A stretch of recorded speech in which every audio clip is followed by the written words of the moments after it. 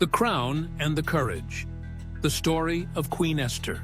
In the heart of the ancient Persian Empire, under the rule of the mighty King Xerxes, the Jewish people lived as exiles, scattered, vulnerable, yet enduring.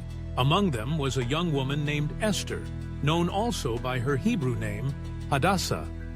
Orphaned at a young age, she had been raised by her wise and protective cousin, Mordecai, who loved her as his own daughter. Esther was no ordinary young woman. She was beautiful in form and face, but even more, she carried within her a gentle strength, humility, and quiet courage. Little did she know that the path of providence had been set for her, one that would lead her from obscurity to royalty, and from silence to a voice that would shake the throne. King Xerxes ruled his empire from the grand citadel of Susa. In a lavish display of wealth and power, he hosted a 6-month celebration, culminating in a 7-day feast for all the people. On the final day, in a moment of wine-fueled pride, he summoned Queen Vashti to appear before the guests to display her beauty. But Vashti, unwilling to be paraded, refused. Her defiance enraged the king, and at the urging of his advisors, Xerxes deposed her, removing her crown and casting her aside. To find a new queen, a decree was sent out across the land. The most beautiful virgins in the empire were gathered into the royal harem for preparation, each awaiting her turn to appear before the king. Among them was Esther. Though a foreigner and orphan, Esther won favor with everyone, including the royal eunuch in charge. When her time came to stand before the king, she asked for nothing but what was given.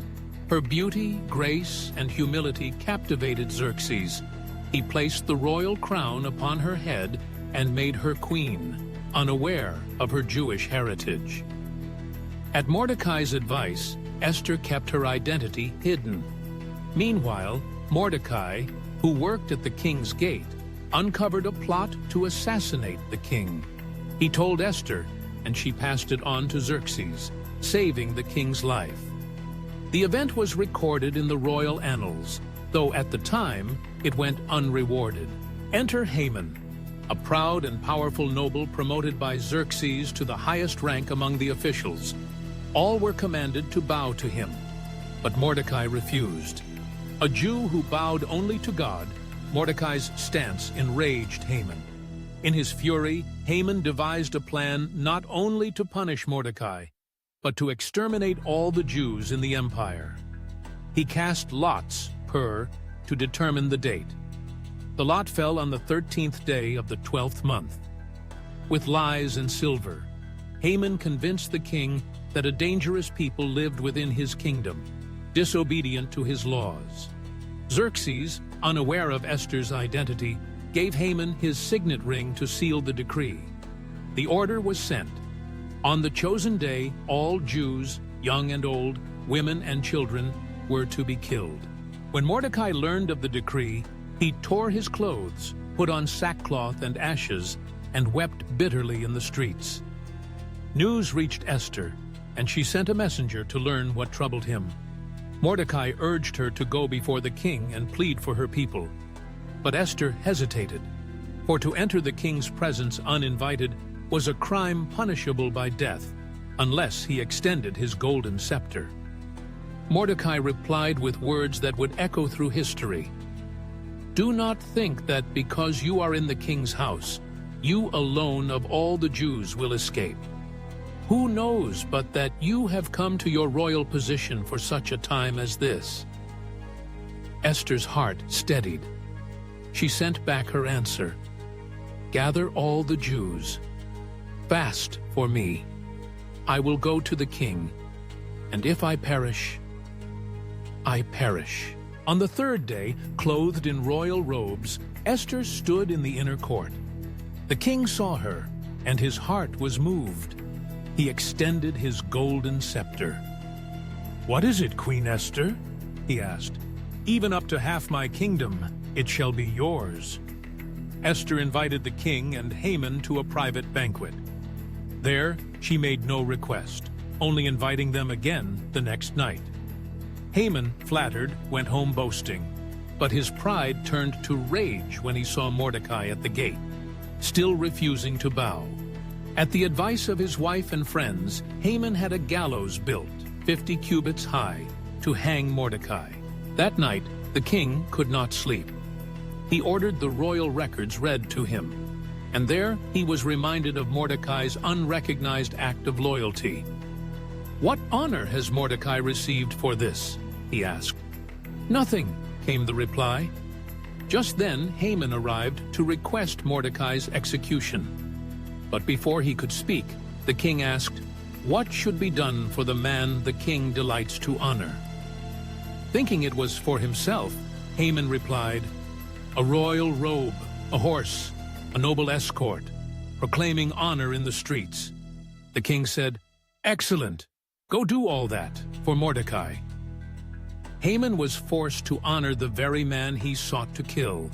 Humiliated, he returned home, only to be summoned to Esther's second banquet. At the banquet, the king once more asked Esther her request. This time, she spoke, "Spare my life and the lives of my people, for we have been sold to be destroyed, killed, and annihilated." The king asked, "Who is he? Where is he?" Esther replied, "An adversary and enemy, this vile Haman." The room erupted in fury. The king stormed out. Haman begged for his life, but as he fell on Esther's couch, the king returned and saw it as an affront. He ordered Haman to be hanged on the very gallows he had prepared for Mordecai. That same day, Esther was given Haman's estate, and Mordecai was honored with royal garments, a crown, and the king's signet ring. But the danger was not over. The decree still stood. Esther fell at the king's feet and pleaded for her people once more. Xerxes allowed her and Mordecai to write a new decree, giving the Jews the right to defend themselves. On the appointed day, the Jews stood their ground. The enemies who sought to destroy them were defeated, and the Jews were delivered. To celebrate their salvation, Mordecai declared the 14th and 15th days of the month of Adar as days of feasting and joy, generosity and remembrance. The celebration became known as Purim, named after the lots Haman had cast, now a symbol of God's sovereign reversal. Esther's courage, Mordecai's wisdom, and the faith of a people in exile changed the fate of a nation. Esther's story is a living reminder that one voice, when lifted with courage, can alter the course of history. That even in silence, God is working behind the scenes. That deliverance comes through obedience, boldness, and faith. She was just a girl, but she stood before a king, and she saved a people. All because she believed that her moment of influence was not an accident. She was called for such a time as this. The end.